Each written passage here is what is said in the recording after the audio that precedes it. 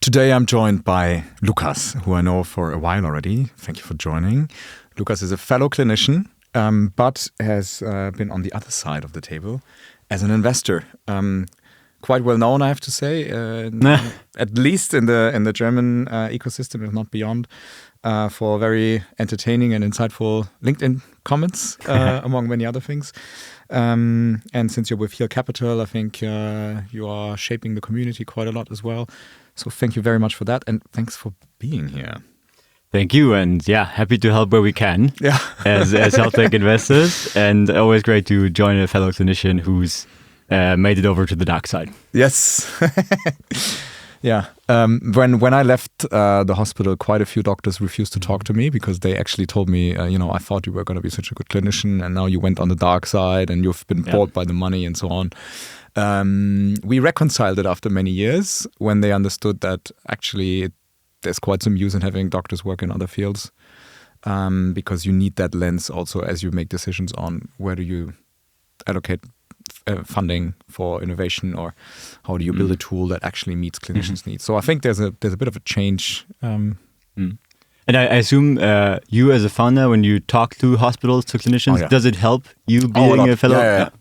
I mean, you still have to be humble, right? I don't claim that I really understand, but I claim that I'm able to listen really well, and they don't have to spell out the details for me. So they can jump right to the key things without having to explain what is this score, or how does that work, and so on. And that is super convenient. Plus, it's much easier for me to do user research, right? I can just put on a code and go back into the mode and then really participate and so on, which for people without that background is pretty much either impossible or extremely hard to do. Yeah.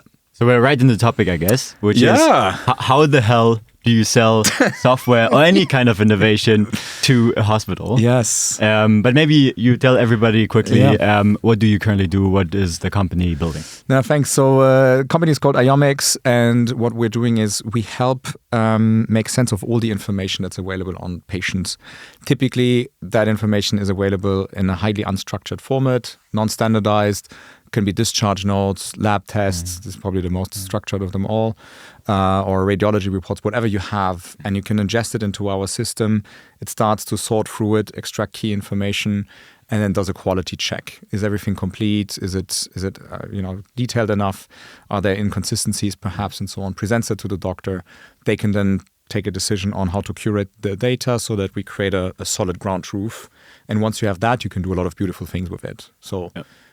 Create reports, help with all the admin stuff, enhance your admission management and so on. And now we're developing a lot of additional tools around it that are more like classic productivity tools, basically, for the hospital. I mean, no offense, but when I hear this as an investor, I have my alarm bells ringing, right? Which one? This guy has to sell something to a very, let's say, careful, risk-averse, complex organization. And then, of course, you're studying in Germany, which might be the worst of all disciplines. No, I don't really. Of course, hospitals in Germany are great, right? No offense. But I want to know how the founder thinks about selling, implementing, and also following the hospital on their journey, right? Are they equipped to do it? Yeah. And definitely go through some of the questions in my head. I think the first question I would ask somebody like you is, how do you even get in touch with the right people in a hospital? And I mean, not the first 2 or 3, which you might still know from your earlier days, but how do you do it systematically, contacting the right people? Yeah, I think that's a good point. And I do believe it does help having warm contacts already, preferably from people that, I don't know, in my case, you were on the emergency ward with and so on years ago, and you have sort of a trusted relationship to kind of know how you go about things. And those are really incredibly powerful reference customers. So I think the first few ones, you don't try to be super systematic. You just try to get the stone rolling and have references. Preferably people who pick up the phone and talk to others. If you then want to systematize it, I think it's pretty much playing the whole field. So I do very intense direct outreach to commercial leaders in the hospitals, so the typical managing directors to chief physicians. The controllers are very important for us. They also have often their own dedicated budget and with a lot of discretionary spending, which accelerates things potentially because you don't have to go through these massive decision-making units. And what worked really well in my case is actually inbound stuff. So I've written a book. Our biggest customer has been made aware of us and reached out to us on the back of that book, plus a couple of introductions from people saying, "Oh, you should talk to him." And they didn't know what we were doing at the time, and then sort of it came in from there. Somebody mentioned us on the podcast, actually being interviewed by a competitor. Then they were like, "Oh, this sounds interesting. I'm going to reach out to them." So, and every time this happened, I got an outreach from a person within these hospitals that I did not even know the role exists. Like, I don't know, hospital development manager or head of AI and digital transformation and so on. And I would not have found them, frankly, even with, I don't know, LinkedIn, Sales Navigator and so on. Yeah. So exactly, I'm always thinking outbound sales or outbound contacting people in the field must be difficult, right? How do you do? Pick up the phone and just call the number you find or call the reception or, I think it depends on what you do. I know that in surgery, some players are having a good time just calling a nurse in the OR and then he will be like, "I'm sorry, I can't talk to you right now, but I'll call you back." And then they call back in the evening with some sense of guilt. And then suddenly you're already in the conversation. And I think it very much depends on what's your product, who are you selling to, and who would be your proponents. It doesn't always have to be the senior people, but that you need to understand. I've tried a lot of different things. So I've done cold outreach where I hand wrote, "Dear Dr. such and such," and then with kind regards and so on, so that they have some proof of human, and I really send it out physically. Mediocre response rate. I've tried LinkedIn, automated, like all the managing directors, so on. I get a lot of people accepting my friendship request, but I don't get a lot of responses of it, to be fair. Not many friends. It feels like friends, but we're not quite deep yet. And then one thing that works extremely well for us is that I started to reach out to doctors who write medical expert opinions. So they would get a ton of documents that then for the court or so, they have to write an expertise on it. Is this person really unable to continue work, or was that a medical malpractice and so on? And this has become so much. And in theory, it can be well paid. But if you look at the workload, your hourly wage is so bad. And then they have to cramp that in because many of them just do it as a side gig and not full time. And then they drag it on. It goes from one weekend to the next. And we can be a solution that really accelerates that. They are not, I don't want to build a company that sells to individual doctors doing that because it's economically not interesting, but often they are in senior roles at the hospitals. So I can give them a chance to get to know us, to get to know me, to test the tool, and then they will see how well this can work and then propose it internally. So I think you always have to find like some hook that reduces complexity and reaches somebody who has a very acute pain with a very high response rate. And here I think we have 12% response rate right now. With several hundreds of outreaches. So and that's a good point because I was, and I know probably some other investors were quite fascinated that a couple of companies out there have turned this direct to physician approach into an actual system, right? Which maybe traditionally we would not have counted as a real sales approach in healthcare because it's so complex. So people thought going bottom up wouldn't really work. That by convincing single clinicians first, selling to the organization later, we thought it's not really a thing. But some companies, I think, with the right product have proven that it's possible, that you can do almost something you could call a product-led growth. But I don't know. What do you think? Is that something you could try as well? Have you tried it? Maybe even set up a social media campaign to approach doctors? I mean, I have a few things still planned, and I would love to share with you how they work. One thing we're doing is we'll be producing a video together with a corporate storyteller from the Netherlands, who I find very impressive. He's won a lot of awards. And what they do is basically they just share a real story of somebody who represents our core customers without pitching too many messages of your product. The product doesn't even need to appear, but basically you're telling the story of the people that you want to serve. And I'm curious how that works. I think it could be really good. We have a couple more books planned and so on. So we're trying to really play the whole field with systematic approaches. And we're radically analyzing, okay, what works, what not. And so far, I've always been surprised. I think I was wrong in 100% of the times on my bet with each of these. But then in our case, so we have 1 or 2 hospital groups that we managed to get a few individual doctors very excited together with their clinical directors or managing directors. And they are now pushing it within the group. And so if you manage to get that and you have the full support there, then you can get really, really busy with just rolling out within that. And you can pretty much start to deprioritize the rest for now and then use that momentum later on to keep it rolling. So I think word of mouth is a key driver. Yeah. And that is, I mean, let's say you achieve that and you actually get in front of the right people. It's already a great achievement. I think not many people get that right. But let's say you get in touch with the C-level maybe of a hospital, a major decision maker. I don't know, something you learned there about, I don't know, how to speak with them, how to talk about priorities. I think it can be a difficult conversation. And I would love to hear your view on this. I mean, for us, I think if you are not priority 1, 2, or 3, you are not a priority.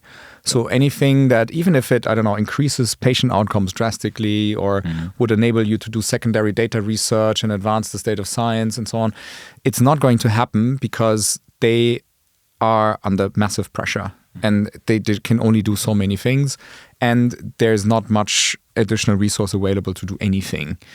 And so in order to become priority number 1, 2, or 3, I think you have to be able to solve several problems at the same time. And number 1 is there has to be a clearly measurable financial ROI. It's not enough to just say, I'm saving time for your staff. They can treat people better. They're going to be burned out less and so on.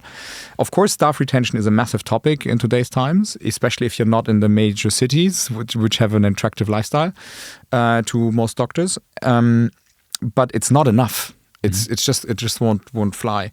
If you can say, I'm helping you increase your occupancy rate, or I can help you get fewer clawbacks from the insurance companies or whatever it might be. And preferably that figure is greater than the cost of your tool. You pretty much become an urgency because the longer they wait, the more they bleed out money. And so that's a strong one. If then you can say, oh, by the way, and on top, your patient managers will actually have time to manage patients. Your doctors will be able to come better prepared to see your patient and they will be more satisfied and so on.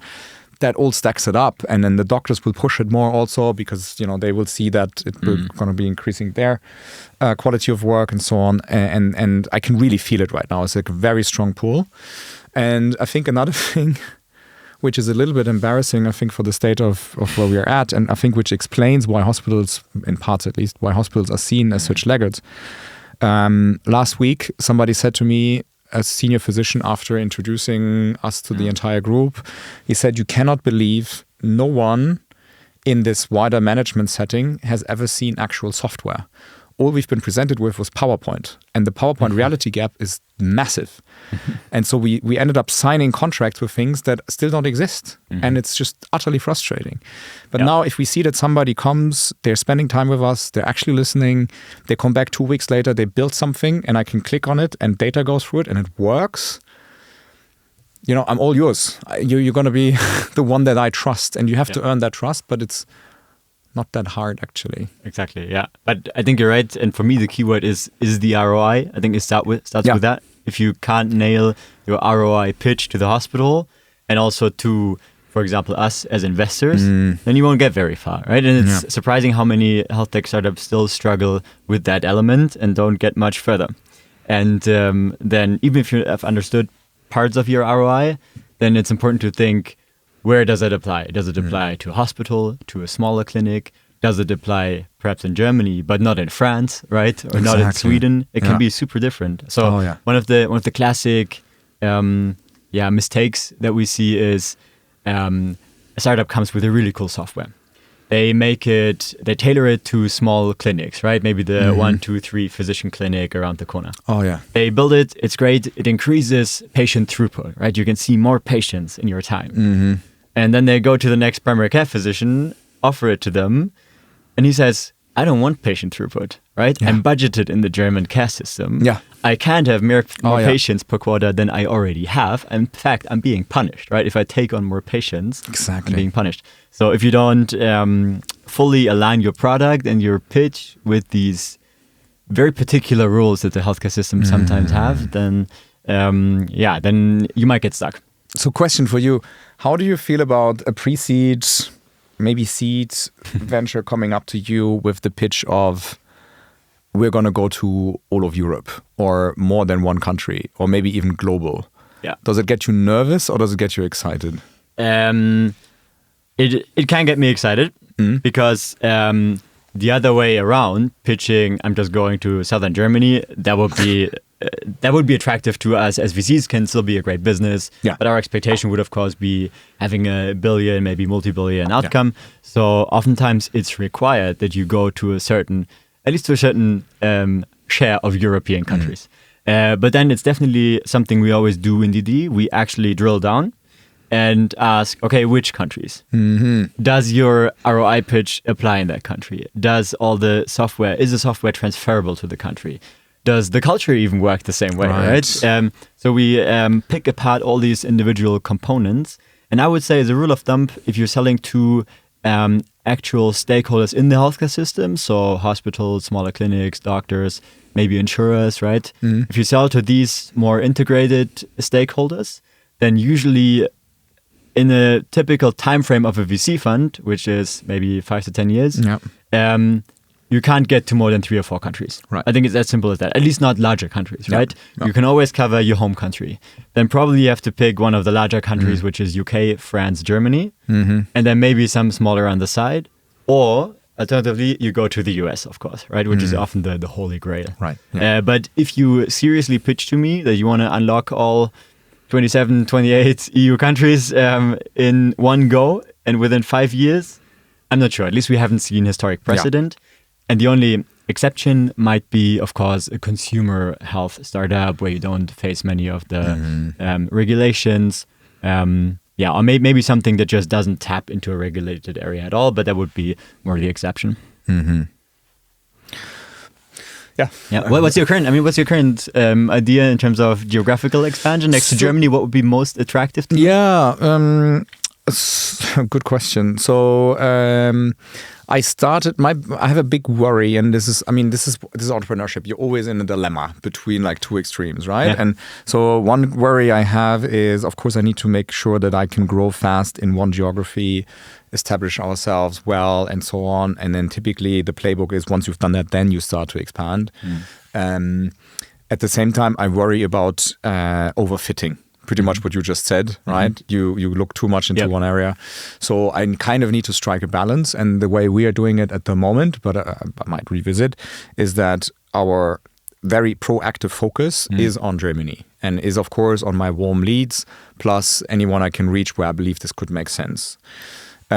We are getting inbound requests from Sweden and from Switzerland.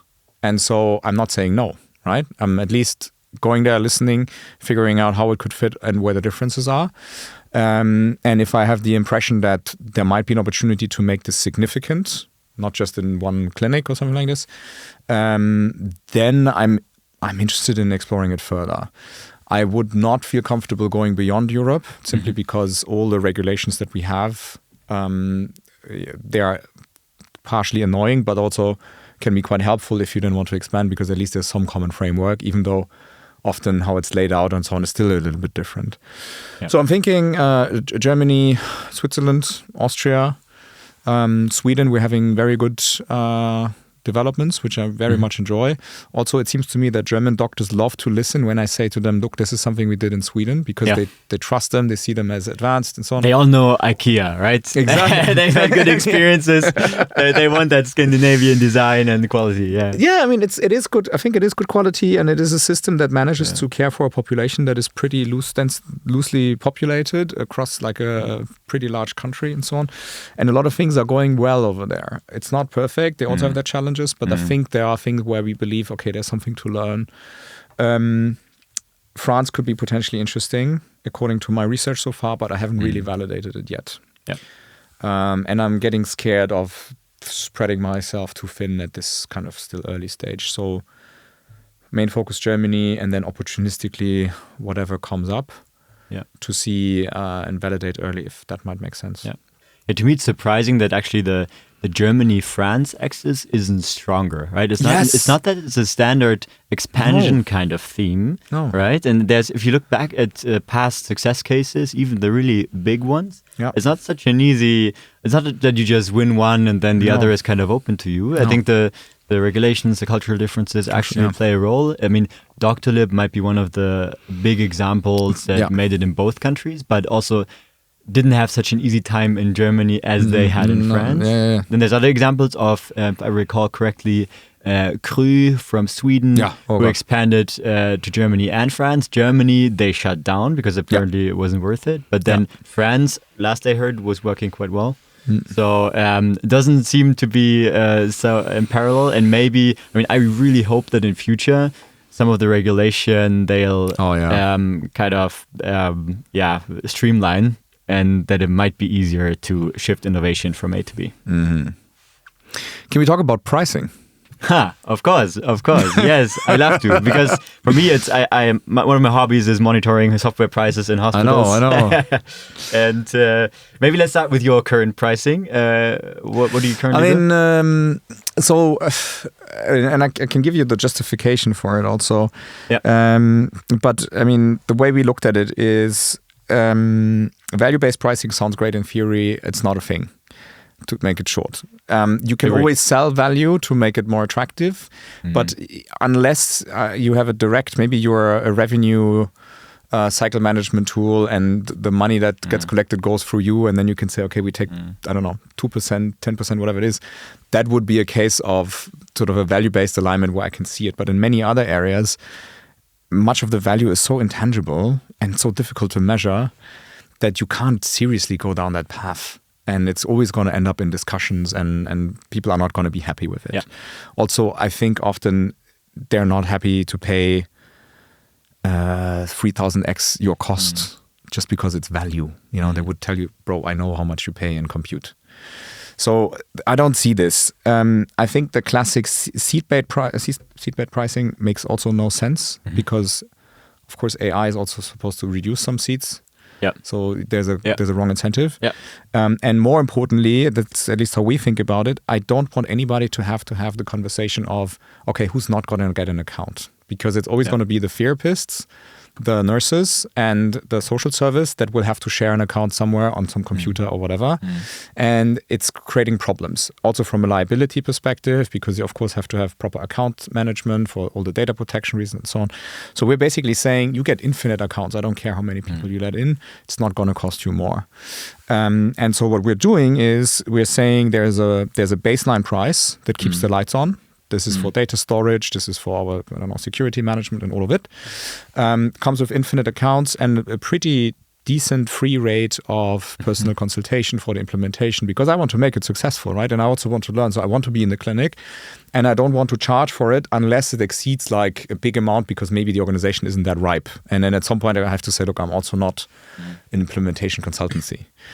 But I do believe in this model that Palantir also has with the forward deployed teams that really look at it, because people are not yet fully used to AI. Yep. And then some technical services in it. I don't want to charge for APIs, neither for installing them nor for the maintenance, because my key value prop, similar to these accounts, is I want to give you as much interoperability as I possibly can. If, of course, also there, it suddenly becomes super cumbersome because our counterpart always takes two to waltz, right? The legacy player, EHR maybe, turns this into an 18 months project, then I will also have to start to charge, of course, right? But I'm talking to a journaling system from Sweden, and the guy said to me, look, this integrating with you will probably take a day if we're hungover. Otherwise, we'll be faster. Yeah. Given that I would love to do that with you in Berlin, I think we should plan in a day. So that was the speech. And I'm like, okay, great, right? I'm not going to charge anybody for this. So long story short, there's a fixed component, which is kind of depending on the amount of cases you have per year. Yep. And it's fairly gentle. It's in the lower 4 figures to lower mid 5 figures, depending on size. And then we have a usage-based component, which is, in the beginning, we had like a per case, but that led to infinite discussions because then it was, 10 euro per case. And then they said, oh, but our eye doctors, they almost have no documents. Why are they paying so much? And what if we have this case? And and it just became not manageable. Plus, a lot of the things that we can offer are also partially microservices, right? It's not fully a per case thing. And we're adding speech to text now. So how do I charge for that? How would you define a microservice here? So, for example, it could be that all these faxes that arrive in the day, they get auto-ingested into our system and we extract the data. Or maybe for some patients, you want to have it possible that the data we generate, that it gets sent into another app, for example, in a structured way so that they can use the data in whatever way they need to deliver their services. Or the speech-to-text transcription part, for example. Yep. Or they want to do maybe an internal survey with the patients where then you also analyze the data afterwards and cross-link it and so on. So there's like a lot of stuff that can happen in the background in conjunction with other services that don't necessarily involve a person, or where, yes, it is still related to a case, but not every case is going to use it, etc. So there's complexity builds up. Yeah. So what we're currently attempting to do, and it works well with the ones that we're currently working with, but I'm curious to see how it will evolve, is that we also add a usage-based component, which is pretty much token-based. So cost plus on the token. Yeah. Makes sense. And interestingly, I didn't know you were pricing this way at the moment, but it seems to be the general direction. Oh, yeah? So if I compare what I see going on in the market, of course, there was seat-based pricing in the beginning, and then maybe it starts depending on the product you're selling. Oh. Simple product like you're just an AI ambient scribe, then you maybe still do seat-based pricing because typically you can nicely attribute each scribe to each physician. So that still works. But then if it gets more complex, most things I've seen have some sort of usage-based component where what I've seen is a trend now is you have different tiers of base consumption, right? A bit like now getting Claude Code, right? You can decide your subscription, but if you would constantly hit usage limits, you could still use an API on top and go usage-based. So it's a bit like what we're seeing in general AI consumption. I see many people do this kind of base price, which already comes with a tiering. Plus usage-based seems to be a thing. And that's, for example, for voice bots. That's great, right? Because in voice bots, you can actually count the minutes of service delivered in a way. So that seems to be a thing. And then the other strategy I'm seeing is to just kind of say, okay, fuck it. We go and just negotiate one annual license, whatever that may be. But that is then very tailored to each customer, right? So we don't offer any flat or, let's say, default pricing at all. We just go and negotiate per customer and see what comes up. Interesting. Just pragmatically, right? Because some of these hospitals, I don't know what you're experiencing, but they seem to hate unpredictable prices. Yeah. Right? Well, yeah, but I mean, a couple of months ago, we had some negotiations with a hospital, and it was pretty much a nightmare because he wanted to optimize for everything. So it was like, I need a fixed price for the next 5 years. But also make sure that we're not overpaying. And so there was like a lot of things. I'm like, okay, but how does that fit together? Because if you want a fixed price, I of course have to count for some volatility, both in the market and in your use. Yeah. And so that will increase your fixed cost, of course, right? Fast forward to today, I feel like the hospitals have matured because they see, they've all had the story where they bought 100 seats for some tool. And then they realize it's actually shit and it's only 5 people using it. And then they get angry, but now they're locked into this contract. So that they don't want anymore. They want some sort of a flexible component in case it's not being used that much. It comes at the price that, of course, you also have to factor in some on the top. So what the real need is, I think, is I want to have some cost control. Now, there are several ways of doing it. One is, of course, a fair use limitation, where we say if you hit this, it's going to be blocked. I think that's a little bit critical, because if you have a pandemic or like there's a bigger accident or whatever, and it's at the end of the month, and suddenly in the emergency room it says, sorry, your budget is out, come back in a day, like Claude does it. I think that's just going to be extremely frustrating, if not even harmful. And so I'm not quite sure you can pull that off. So what we are doing is, at the moment, we're offering sort of a warning system where we say, okay, 50% reach, 75% reach, and then they have the option of topping up, but they are going to be informed early enough. And if it keeps hitting higher, they can also adjust the ceiling. I do believe that over time, these things will normalize and they will have some idea of how much they use. It's the same with electricity, with water, all these consumables. If you have a fleet of cars, then also you have your fixed price for leasing, for maybe repairs and so on, insurance. That's not going to change. And the rest is your fuel. But after a while, you know how much your ambulances are burning and so on. And as long as it's very obvious, and that goes back to the value proposition, that the money that you put into that actually has a strong positive ROI, it will be absorbed by some of the revenues that you generate if it's done well. But I'm curious to see how this is going to work at scale, to be honest. I believe many of the struggles we're currently having is because people do not know yet what their consumption is, right? They have no clue. No. They know their electricity consumption, but they have no clue yet. What does a token mean? What is that even? Right? Yeah, exactly. And then there's so much variability, right? So there might be some departments in our case with lots of documents always or most of the time. And then also handwritten stuff on it, coffee stains on top, that always might increase some of the compute. And they might have to generate a lot of documents also, right? Versus others, it's very brief. And then they might get upset that they pay such a high, it's not that high, but such a high in relation to the flexible cost, such a high fixed cost. So I'm curious to see sort of how this will balance out. But by the way, slightly different topic. Because we are speaking about how do people get used to AI tools, AI usage, AI costs. When you go into hospitals, and both on the management side, but also on the clinician side, do you see people playing around with AI tools, like privately or on the side? I don't know. Do you meet clinicians that have Claude Code installed or something? Yeah, so I see. I mean, the use of shadow AI, I think, is well documented, and it's pretty high.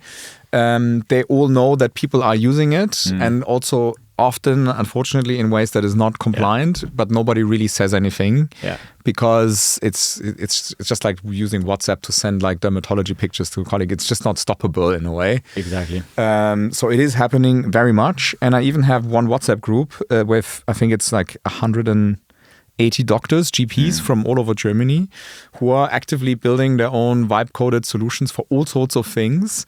Everything on premise, very aware of security risks, and it's like, and then you look them up, and you look at their practice. It looks like a very standard German GP practice with like nothing technologically surprising, but these people are super active on it, and it's a daily active group. Really impressive. Crazy. Okay, I might need access to this. I think I can get you it. Okay, cool. And I wanted to touch on one more, let's say, technical or a technical challenge on the way to getting your product live, which is integration into existing systems. And for us, it always seems to be, from an investor's perspective, seems to be one of the major showstoppers, or I could almost call it's an invisible hand over the market somehow, right? You have a great product standalone, maybe you figured out pricing, but how does getting access to the existing EHR shape your market access, right? It feels like some of the larger players, in Germany you have a few, but internationally it might be Epic. They actually have almost an invisible control over the market by how easy or difficult they make it for you to integrate. And I still assume most hospitals want some kind of integration. So what have you seen there? So surprisingly, I'm seeing the opposite. The top managers, they say, we need to talk about integration, we need to integrate, Top managers sitting on top of the hospitals, right? So group level. The individual leaders in the hospitals, they say, please let's avoid this for as long as possible, because they all have had that experience that there wasn't a great idea. They spent a lot of time during their working hours and then had to work in the evenings and so on, giving the right ideas, helping moderate, and then everybody is in agreement and they say, now we just need to integrate. 18 months later, and maybe 50, 60, 70,000 euros later, nothing has happened. Yeah. And that happens to you a few times and then you're not interested in doing that anymore. So they welcome every solution that says we can integrate. You know, we have HL7 Fire, we have OpenEHR, we partially don't charge for it. So, you know, we're doing our best. But if the other side doesn't do it, then how far can I get, right? So what I'm telling them is, we are browser-based. You don't need to install us anywhere. Even now they want to use pads on the wards. And the reason why they don't have it is because the IT department is afraid that this creates a new access point to the EHR. But they're not afraid if it's an access point to our cloud because it's running in parallel. So it's even a perk in a way. But then you have to make it easy, right? So we do like drag and drop as easy as possible. We do ingestion of all sorts of formats. You can screenshot something from the EHR and drag it in, or even screencast. You can copy and paste. It sounds silly, but this is very easy. And the other thing we're trying to look at is this whole agentic solution, where basically you let an AI go through the hospital information system. Oh, great! Yes, I love it. And then read and write as a workaround. Exactly. But that takes a little while until we're there. I think. So the vision would be you have a computer use agent basically, right? That acts like a human and goes over the. Okay, interesting. Yeah, I'm really interested in also if somebody is listening and has some interesting ideas here. I'm really interested in how to hack this, right? I feel like it's getting easier. Yeah, and we're getting there, but I haven't seen a scalable system yet. I've seen interesting workarounds. For example, some people just hire ex-nurses or hospital admin people to do it on their end, right, on the startup end. So you almost create a human interface that does, just as a temporary solution, that does it. So if data needs to be shifted from A to B, nobody in the hospital has to manually and painfully do it. But somebody on the startup side with the login to the EHR does it. Not scalable, of course, right? But you can, to a certain extent, you can cover and you can make it work until you maybe have the real integration. Yeah. But also, so we had one hospital where they have their traditional hospital information system, and then the stuff that gets sent to them from the lab, so there's an external lab, they ship the samples to the lab, and then in return they're supposed to get everything automatically ingested in this hospital information system. It's not working for a variety of reasons. So either it doesn't even show up at all because the entity has not been stored, so like only 500 lab values appear, and the other 2,000 that people might be, the analytes that people want to see, they are not represented in the system, so they don't show up. Or if you have a sample where like some things take a day or two to be analyzed and others only an hour, then you have to wait until the whole thing is there until you get it, unless you buy, of course, the premium package. Then you can also get it as it comes. And that is super frustrating for hospitals. So they have often a parallel workflow via fax on the same day, which requires a person to spend 2 hours per day, then receiving these faxes, checking them against what was ordered, putting it manually into the hospital information system. We talked to that lab, highly structured people. They've got everything ready, and you can integrate with them within a matter of a few hours. So then it's great for me because I can say, look, forget about them. I want to be your first source of data entry for all the labs. And by the way, you can look at them also on the ward with a pad because the standard player doesn't do it. So in that case, for me, I'm increasingly becoming the workaround for a dysfunctional, outdated system, and I can interoperate with other players and other startups and so on. And I think that's something where the big players are now going to get into trouble because that mode play that they used to play is increasingly getting in their own way, I guess. Yeah. Okay, and then another element for me would just be the pure human element, human behavior and change management. It's something I always grill founders on because in hospital, typically it's a large organization with many people, and maybe you've convinced the management, maybe you've convinced 1 or 2 champions internally, but have you also convinced, or how can you convince the rest of the hundreds of clinicians that are running around? And that I think is a serious risk down the line if you can't handle it. So I'm always curious how, from let's say signing a contract with them to full rollout and happy staff, how do you get there? So in your case, for example, do you do actual onboarding weeks or some sort of change management to ensure it's working? So I mean, I think the biggest thing that I'm very excited about is Charité is running an implementation study on us. With our early customers, and they have a doctor who's an emergency physician and everything fully trained, who's now doing her doctorate. I think she's in her early 40s, like a proper hands-on person, not somebody from the ivory tower, or only. And she's great, and she's talking to people. They are taking representative samples from people who are highly adoptive to people who are actually quite resistant to AI, and really trying to understand their viewpoints, creating a playbook out of it, and just saying that we are being independently assessed by an independent team, Charité, renowned, strong university, good people behind, and everybody who is in this team is also great. That is something that gives a lot of advanced trust, because people think, okay, I need to pay attention to this. It's not just salesy entrepreneurs. There's something behind it, and they're really listening to our processes and trying to understand where we come from. So I think that, for the beginning at least, is super helpful. And then to some degree, of course, a lot of change management is necessary. Otherwise, it's like giving people a Porsche car and not teaching them how to switch gears. Because you have to rework so many things. We are going to be developing like a peer-to-peer expertise sharing tool. A lot of it is about sharing prompting best practices for different use cases, and they already love to talk to each other, so that works. But that needs to be systematized so it becomes scalable. I think producing more video content can be helpful to some degree. But also, and I think just to be realistic, I think what you really need to do is you need to make yourself independent from a large-scale adoption. So if you only have a couple of people that use it, it should still be relevant. And one reason why that can be the case is that if you are a doctor and you're using our tool, you can now create, for example, a briefing for the nurses, and that can be even printed if you want. And you can create a briefing for the therapist and the social service and so on.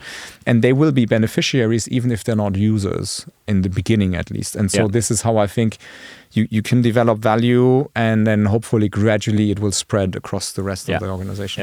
Okay, that makes sense, because otherwise I would wonder, I would always drill down, let's say in the later stage due diligence, if I was looking at your next funding round, into the actual usage these days, because there's so much, I want to say, fake revenue, and if you're sold to hospitals, it's actually pretty hard revenue. But True. I'm just saying usage isn't usage, and you never know how sticky the product actually is. So I do think you need some sort of, let's say, implementation or follow along strategy. I know that's in our portfolio, for example, we have the first company that just can't handle the onboarding demand. So sales pipeline looking good, but it's really tough getting everybody to fully board on.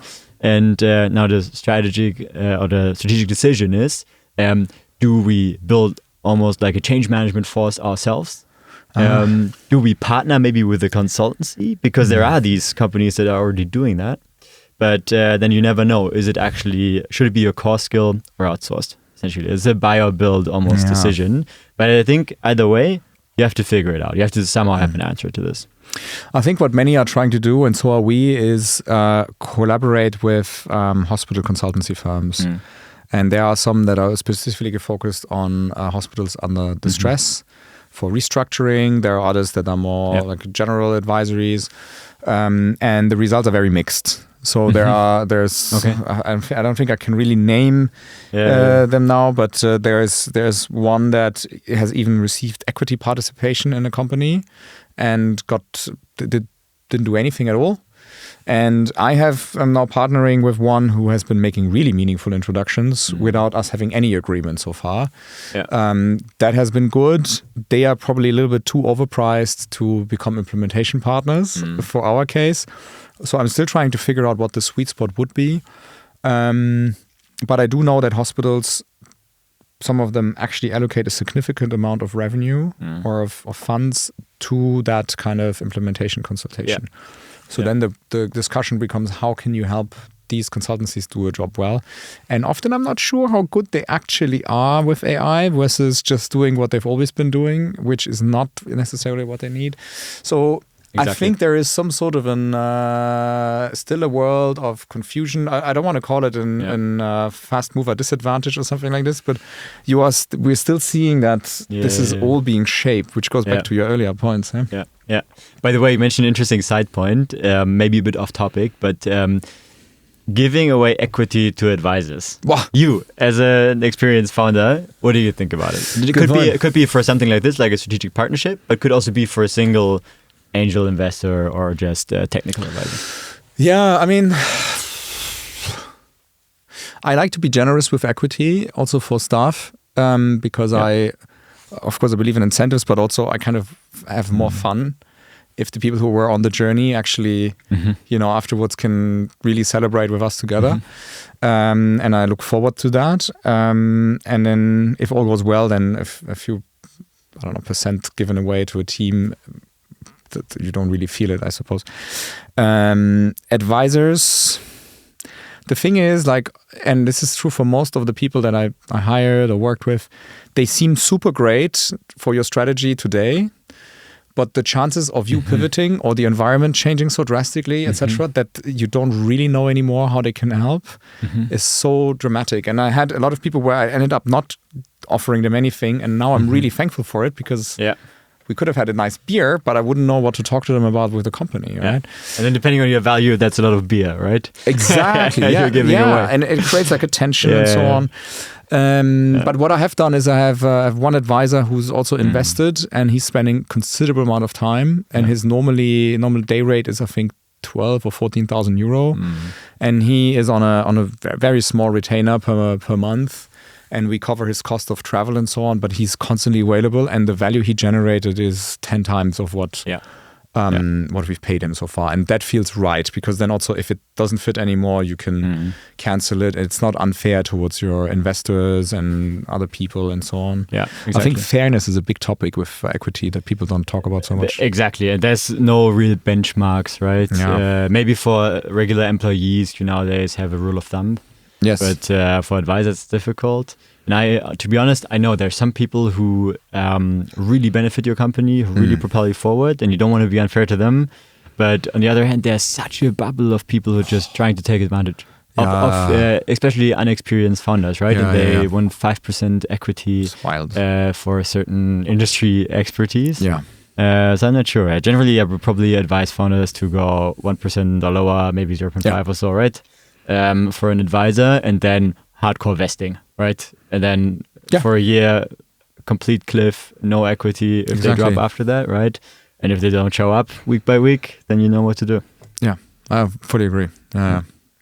Cool. Okay, great. So now we've sold everything to the hospital. now we know what to do. Is there something I wanted to ask is there anything that you tried that just failed? Something that didn't work out at all? Oh, I think I have a huge resume of things that failed. Yeah, I have time. Let's make it a 3-hour session then. But maybe let me think about something maybe very recent. What comes to mind?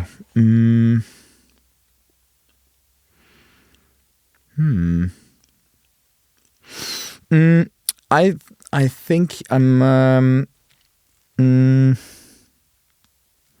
So I think hiring is something where I'm very unclear at the moment, and it's partially because I generally think it's very difficult. Assessing people's past performance or how they are in other areas does not necessarily mean that they're going to be good in what you're doing.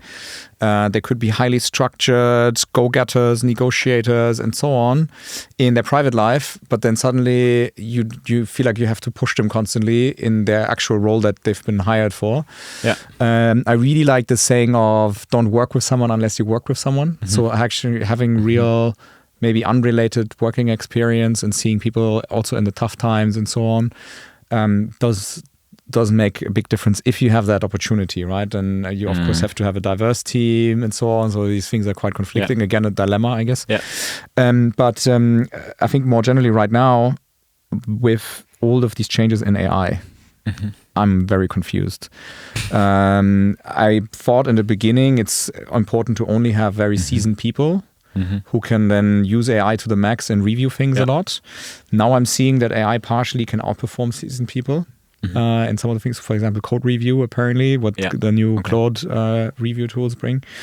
And I'm seeing a problem with some seasoned people that they struggle in reinventing themselves, you know? And I think that, was it the lovable growth officer or something? I think she said that everything she learned about marketing and growth over the last 25 years, she can basically throw out the window and she has to relearn. Of course, she's doing that at a very high quality level because she has a lot of experience. Of course, she's being successful. Yeah. But you have to have people who are able to completely unlearn, forgot who they were, what they did, and go in with a lot of humility. Yeah. I now have a team that is extremely good at that and keeps surprising me every week because something new comes up and then look, what this took me 2 weeks, 3 months ago. I've done it today. Yeah. And they're really proud of it, and that's super cool. The other side would be to get juniors on board with the hypothesis that they are so much better at adopting these new tools and so on. But also they have been massively disappointed, right? Where sort of they were using AI completely without any like critical feedback loop in it, basically prompted something, showed it to me, and then I had to as if I could have prompted myself. And so I find it hard to really assess, or I'm still trying to learn how to identify the right talent in such a rapidly shape-shifting world. Yeah. Do you have a favorite interview or grilling question? Yeah. You would ask people today? For you? For anyone listening, what should you ask people that you want to hire in a startup setting? Yeah. So first of all, I like when you ask people, do you have any questions at the end of an interview? And most of the time they say, no, it's actually pretty clear. Or they ask you like small things like how many holidays, or I don't know, something like this. Legitimate question. But a good question that I love to hear is, if you imagine that you hired me and we're looking at it 6 months from now, what did I do to make it really successful and really meet your expectations? Because it's smart, because it puts me in this mindset already of this person succeeded, and it forces me to have a very clear visualization of what is actually the key expectation of that role. Yeah. And often when you hire, you might not fully have that. Yeah. That said, I think the grilling question for an interview is more, I want to know how much they can put things into question, or how much they are being lazy with sticking to status quo. And what I'm really looking for at the moment is not even a specific role. Of course, people need certain qualifications, but I'm not in this mode of, we need a head of operations, or we need a head of growth. I'm actually asking myself, how is this person going to raise our bar? And it could either be because they're a great journalist, or because they bring in some skill that really will level us forward, or something like that. And it's super intangible, but because everything is changing so fast, I more have to try and understand sort of what's the quality of this person's experiences, how many different things have they succeeded. So I'm very interested in seeing, like, in their CV, a diversity of things that they did in an excellent manner, etc. And that combined with humility. So I don't think it would be an actual grilling question per se, but I would more try to understand. And I think in a way it's a little bit of like adaptability at its core, and ability to understand things and use them for the best when there's no rule book. I'm a big believer of the theory that one of the best skills to have, especially in this changing time where tons of tools come out every week and your beliefs constantly have to change, that one of the best skills to have is high agency. Yes. Right? You could call it different names, but essentially agency being defined as your ability or your tendency to just proactively go out and do things and get things done, figure it out, reinvent yourself. A bit of what you mentioned. It's exactly it. And I'm still looking for the perfect answer or kind of task or whatever to put in an interview process to do this. Luckily, I don't have to do it as much in my current role, but I think it would be something like asking them, show me something concrete you've built, right? How did you arrive at that point? How much did you do yourself? What I'm really afraid of is people hiding behind logos of their previous firms and saying, yeah, something I worked on, but in the end you were, I don't know, an intern kind of bringing coffee and somebody else actually built it. So figuring out if they can proactively solve things feels to me like an increasingly important attribute. Yeah. And then I still, maybe it's because I'm not good at hiring, I don't know, but I still think the firing skill is also very important. And being able to let go, have conversations, get the team involved in providing the right feedback and so on.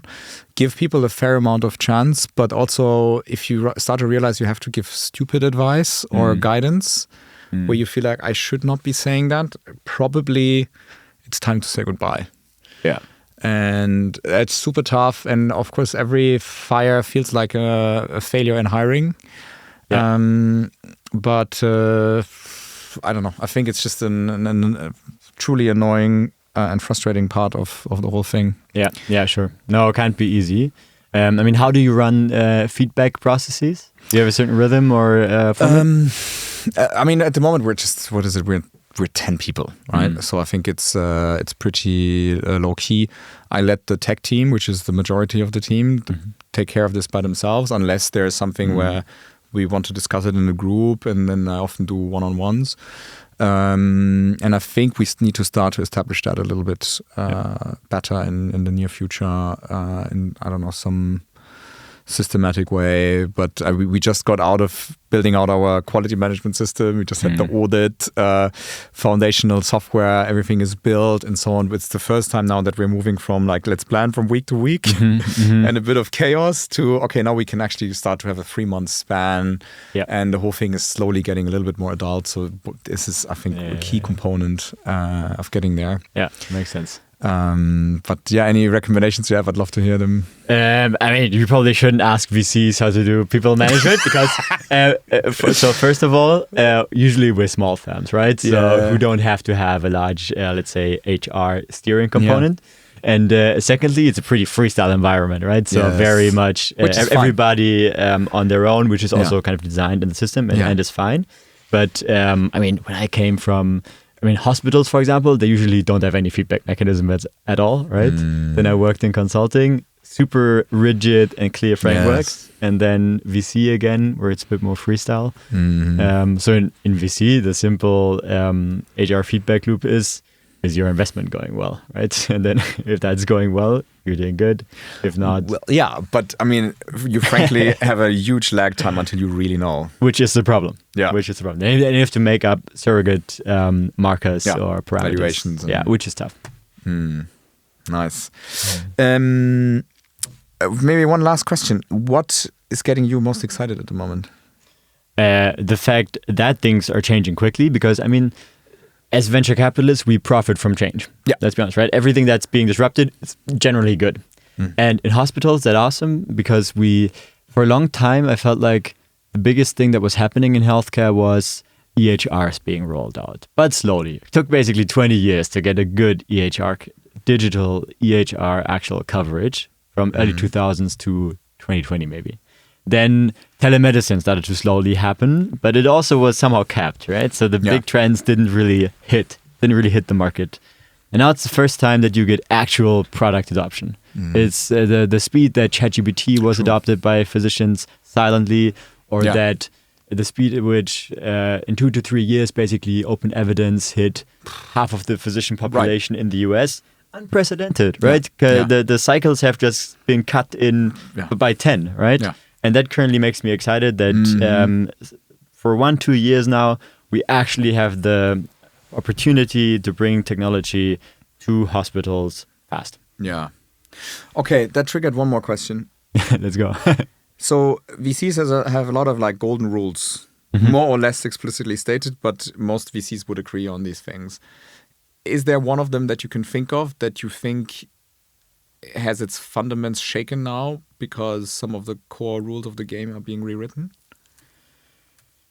The most talked about rule is revenue growth expectations in venture at the moment. That's not only healthcare, that's in general. So many people are saying the growth expectations have increased. So thanks Lovable, thanks Cursor, right? Yes. They've all created precedent that you can do 100 million revenue in 1 or 2 years, right? That's, which of course isn't the standard. No. But people say that what I'm hearing is maybe tripling your revenue was great 5 to 10 years ago. Now at least quadruple it, maybe 5x, right? So these expectations are changing, but I feel like every smarter VC also knows to differentiate, right? Knows to look at the quality of the revenue. So that's maybe one of the bigger shifts, that people are talking more about what is the quality and depth of your revenue. Because in software as a service times, that was pretty clear. We knew there is a subscription, we knew there's a certain churn, we knew the margin was always 80 to 90%. It was a very predictable model and you could almost do metric-based investing. And currently, we're all having these discussions internally. If we have two companies, both were growing 3x year over year, we really want to understand how sticky their revenue is, what are the margins behind it, do the end users actually love it, or is it gone the next year? Interesting. The one thing that I'm wondering how the rules are going to change is the price of developing, the cost and also the time of developing even significant new features is pretty much plummeting. Yes. And so I have this situation now where, because the legacy players are so bad, the hospitals are coming to me with, hey, could you also build this? Could you also build this? Could you also build this? And of course, we have a very disciplined like North Star and filter of what is in scope, what is out of scope. Otherwise, I would completely get lost. Yeah. But even within the things that fall into our inclusion criteria, and even if I ask other hospitals, sort of, I think the traditional gut reflex that I also still feel is, I have to say no. I have to say no because, I'm diluting myself. But then if I think about it, it's like, it's not a 10-month sprint anymore. It's not a 10-people team. It's not 6 figures. No, it's actually, we can be done in next week. Yeah. And I have this feature. And whether it is like a form generating tool that they can ask patients better questions, whether it is an analytics tool where in the background they can analyze all the data that went through our system so that they can steer the operations better, where traditionally you would say, well, that's a different company even. It's not just a different product. Exactly. Now I can be like, well, is it? Maybe I can just, So I'm myself feeling very uncomfortable about that, but because I'm still, I think in my mind, in this old world of, you have to stay hyper-focused, and I'm starting to question it. Yeah. Probably you shouldn't lose all focus. No. I think as a VC early stage, we hate to see it still. I know. Yeah. But at a certain stage, once you have the first product going and it's going well, then probably it's fine to go broad these days. I completely agree. The boundaries are gone. There is they're all converging. Everybody who sells a somehow AI-based product to hospitals or clinics, they're all building the same in the end. And if you open any Series A pitch deck these days of such a company, when you look at the product roadmap, the end result is always the same. They're all the same. So the question, operating system. So today, I mean, as a VC, it almost gets easier, right? You can basically, you don't even have to ask, right? You kind of know where everybody is going. You just have to predict maybe who picked the best entry product, because that might be quicker. Yeah. Or who has just figured out these questions we talked about before. The sales, the implementation, because in the end, you have to assume that whoever distributes faster, captures more hospitals faster, might be able to ship all these other beautiful products first. Exciting times. Yeah. Thanks for the time. Thanks, Sven. Always a pleasure. Yeah, likewise. Continue soon. Yeah. Bye.